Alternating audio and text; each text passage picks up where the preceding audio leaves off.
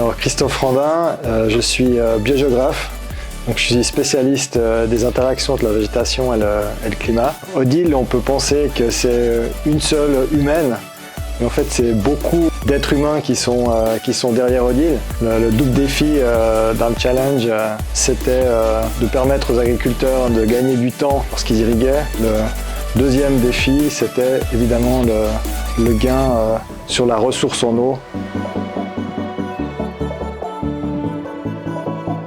Les humains qui sont derrière Odile, ils ont différentes compétences. Donc dans le consortium, il y a un spécialiste des objets connectés, Didier Elal, pour permettre de mettre au point une canne d'aspersion automatique.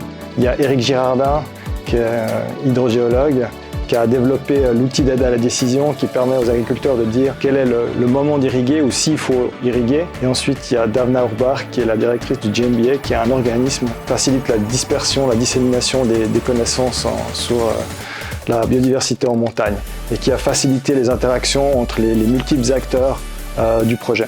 Moi, j'amène mes compétences sur les relations entre plantes et climat pour modéliser la croissance des végétaux.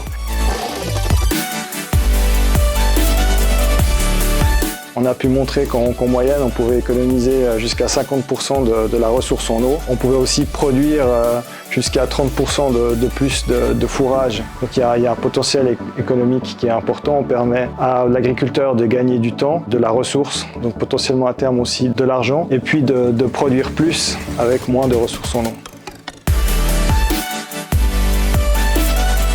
Après avoir été lauréat, on a eu le temps de développer la solution. Elle a été financée sous la forme d'une preuve de concept.